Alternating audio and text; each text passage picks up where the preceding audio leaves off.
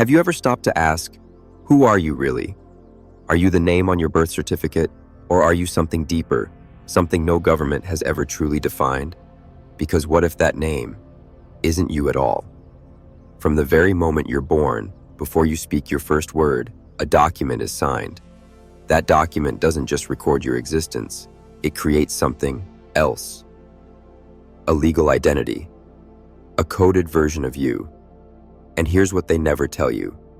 That name, printed in all capital letters, is not just a label, it's a symbol, a placeholder, a vessel created by the system to operate within the system.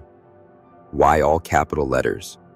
Why the same formatting on every official paper, every ID, every license? Because in the hidden language of legal codes, that formatting means something very specific. It represents a corporate entity, a fiction, a version of you that can be taxed, fined, tracked, sold, even sued. It's not you. It's the version of you that exists only on paper. This is not conspiracy. It's contract law, maritime law. And unless you understand the contract you unknowingly entered into, you'll spend your entire life playing a game you never chose, by rules you never saw. In this video, I'll reveal how your birth certificate may be the most important legal document you've never questioned. You'll discover why your legal identity was split from your living essence, and how this duality affects every decision you make, from your credit score to your citizenship, from your freedom to your fate. But here's the dangerous part. Once you see how this system works, you can't unsee it. And once you begin to question the identity they gave you, you start to remember the truth of who you really are. What they never wanted you to notice is that your legal name, the one on your birth certificate, isn't just a convenient way to identify you. It's a legal fiction, a tool of commerce, a coded proxy used to tie your living energy to a system built on control and consent. The moment your name was registered, a corporate trust was created in your name, often referred to as a strawman. This strawman has nothing to do with your consciousness, your breath, or your soul. It exists only in legal space. But here's where it gets disturbing.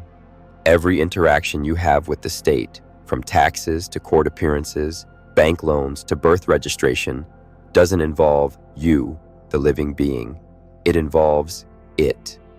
And most people live their whole lives never knowing the difference.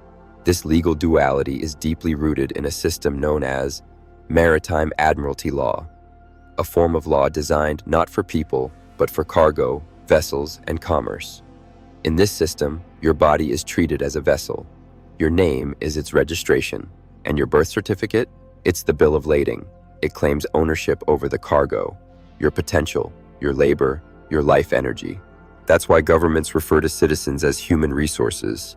That's why you're given a certificate when you're born, just like a title of ownership. That's why you're issued a number, because in this matrix, you're not just a person, you're an asset. But here's the twist. They didn't steal your identity. You gave it away, not knowingly, but contractually. Because in law, silence is consent. Your agreement is assumed the moment you act as the straw man, signing documents, using the legal name, following the rules of a game you never realized you were playing. And the most powerful part of this system is not the deception, it's the forgetting. The forgetting of who you are beyond the ink, beyond the code, beyond the name. But once you begin to remember, the entire structure starts to crack. You see, the matrix isn't just digital, it's legal, it's linguistic. It's encoded in the language you speak, the forms you fill, the signatures you sign without thinking twice. And the name you've carried your entire life, the name they trained you to answer to, is the most sophisticated cage ever built because it doesn't look like a prison. It looks like identity. Ask yourself, why are you always required to write your name in all capital letters on legal forms? Why does your passport use that same format? Why do court documents address you in a tone that feels more corporate than human? Because in the world of legal fictions, capitalization denotes something specific. It signifies a corporate entity, a thing, not a being. And once your living self acts in the place of that entity, the system has its consent. You've become liable for rules meant for the straw man, not the sovereign. But the deeper question is this: why was this system created in the first place? Some say it was a way to manage economies. Others believe it's about control. But at the metaphysical level, it's about energy. Your name, the sound of it, the frequency, the signature, is tied to your life force. And when you operate unknowingly through the legal fiction, you allow that energy to be harvested, redirected, and commodified.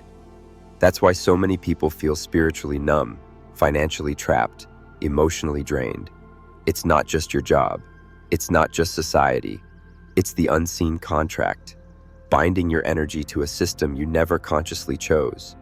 But here's the empowering truth. A system built on consent falls the moment you revoke it.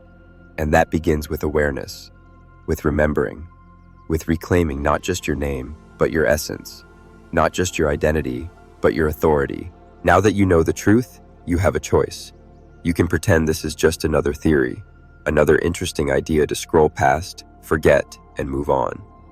Or you can pause, breathe, and ask the question that changes everything. What is my name, really? And who was I before they gave it to me? Because here's what they never expected, that you'd start asking, that you'd begin peeling back the layers, not just of paperwork, but of programming. They never expected you to realize that your birth certificate was a contract, not with your soul, but with the system, that your legal name was the first spell cast upon you, and that breaking that spell starts with remembering who you are, without it. The matrix behind your name is not just about control, it's about forgetting. Forgetting that you're not a code, you're not a case number, you're not a line in a ledger, you are a living being. Conscious free. And once you step back into that knowing, the entire game changes. Because sovereignty doesn't begin in the courtroom, it begins in your mind. It begins the moment you stop answering to the fiction and start honoring the truth. When you stop giving blind consent and start claiming conscious command, that's when the straw man loses its power. That's when the energy once taken begins to return, and that's when you stop surviving and start creating. And listen, this journey isn't about fighting the system. It's about transcending it. It's about choosing presence over programming, alignment over obedience. It's about remembering that no piece of paper, no database entry, no legal term can define your infinite nature. So what now? You go back and reread your own documents with new eyes. You learn the language they used against you. You educate yourself, not to rebel, but to reclaim. You begin responding not as a name on a form, but as a soul with a voice, and you share this truth with those still asleep in their paperwork prisons, because awareness spreads faster than control can contain. If this message unlocked something in you, don't let it stay silent. Drop a comment and tell me what part of your identity you're ready to question. Share this with someone who's always felt like something was off, but couldn't name it. And subscribe, not just for more content, but for more clarity, for more truth, for more power that's already yours, just waiting to be remembered. You are not the name they gave you. You are not the number they filed. You are the one they never expected to wake up. And now, you're awake.